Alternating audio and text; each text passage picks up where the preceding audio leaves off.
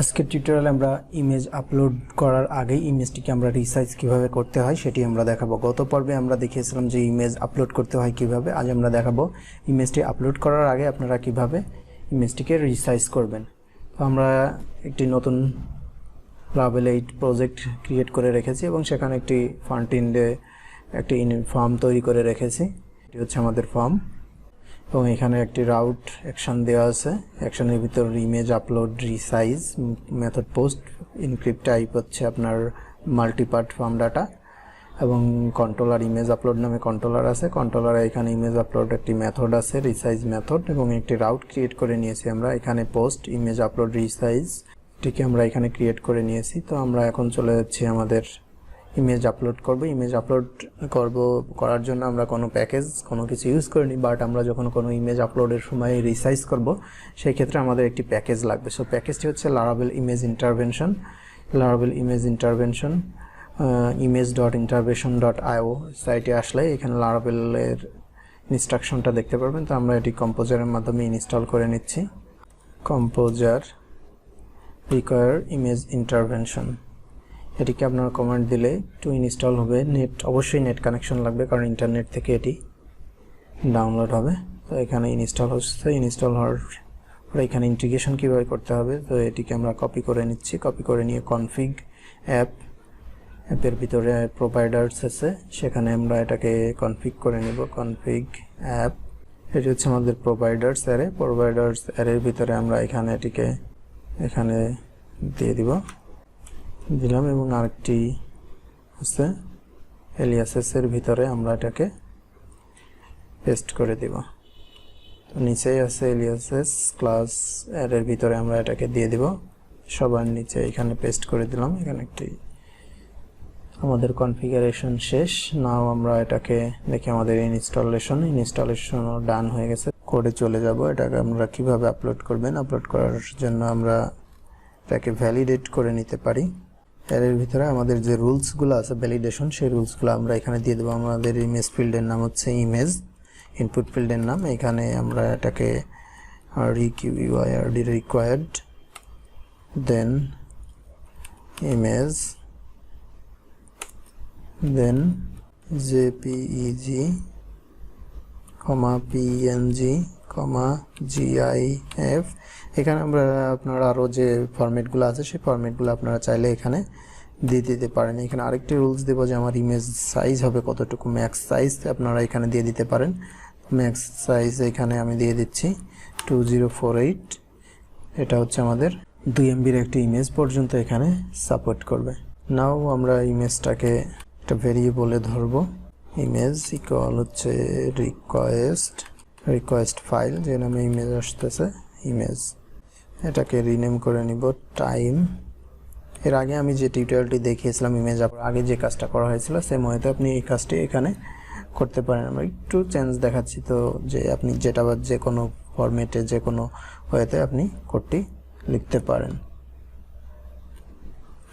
এখানে আমরা রিকোয়েস্টের যেটা ভেরিয়েবলের ভিতরে রেখেছিলাম রিকোয়েস্ট, এখানে extensin এক্সটেনশন, ইমেজের যে এক্সটেনশন আছে সেই অরিজিনাল এক্সটেনশনটা আমরা এখানে রাখলাম। ডেস্টিনেশন পাথ নামে একটি ভেরিয়েবল নিলাম। আমাদের কোথায় এটা সেভ হবে, পাবলিক পাথের ভিতর ইমেজেস নামে একটি ফোল্ডারে আমরা ইমেজটি সেভ করব। নাও আমরা একটি ভেরিয়েবল নিব img ইমেজ ক্লাস।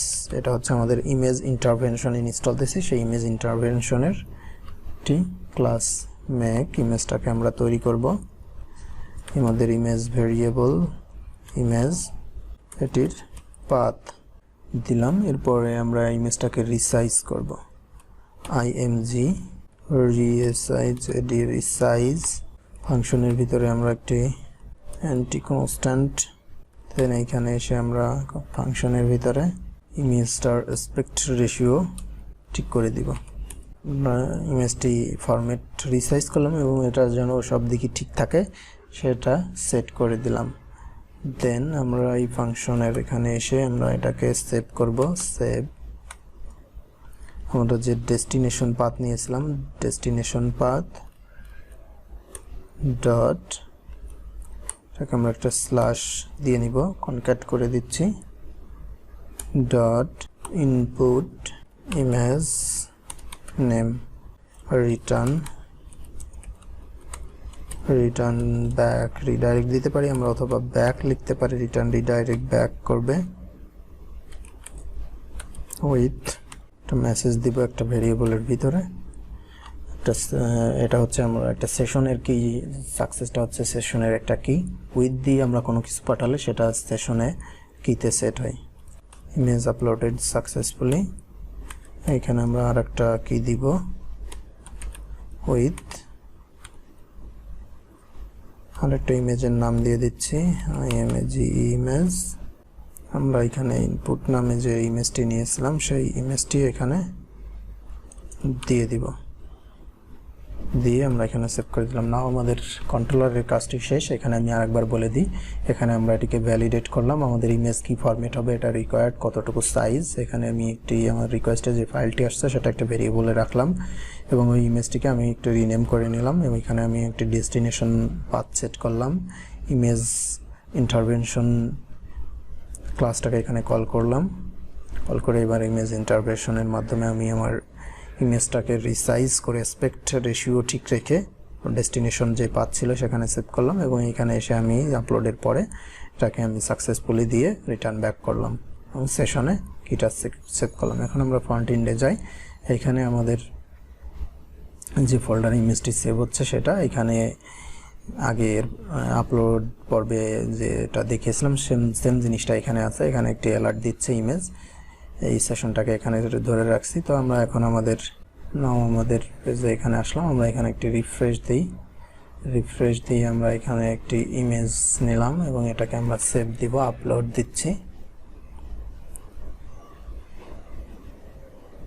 এখানে একটি মেসেজ দিয়েছে যে image app http controller image not found। তো আমরা এখানে যে ক্লাসটি ইউজ করেছি ইন্টারভেনশনের ইমেজ ইন্টারভেনশনে সেটাকে আমরা উপরে ইউজ করিনি, তো এই জন্য আমাদের এই এররটি দিয়েছে। তো উপরে আমরা এটাকে ইউজ করে দিব, ইউজ ইমেজ, এটা লিখলে আই হোপ আমাদের এররটি চলে যাবে। আমরা আবার এটাকে রিফ্রেশ দিলাম, undefined property upload file path. আমাদের 21 নম্বর লাইন একটি গোলযোগ আছে, 21 নম্বর লাইন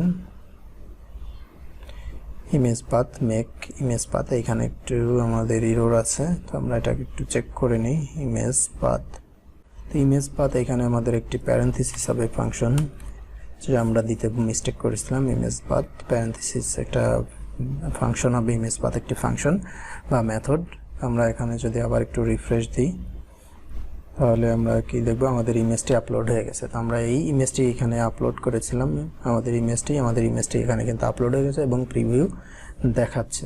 তো আমরা যদি আমাদের ফোল্ডারটি চেক করি তাহলে আমরা দেখব যে আমাদের পাবলিক ফোল্ডারে ইমেজেস নামে নতুন এই ইমেজটি সেভ হয়েছে এবং এই অরিজিনাল ইমেজটি যদি আপনাদেরকে আমি দেখাই, ইমেজটির সাইজ কত বড় ছিল আমার এটা পাথ, এবং এখানে আননেমড নামে এই ইমেজটা কিন্তু আমার এত বড় ছিল।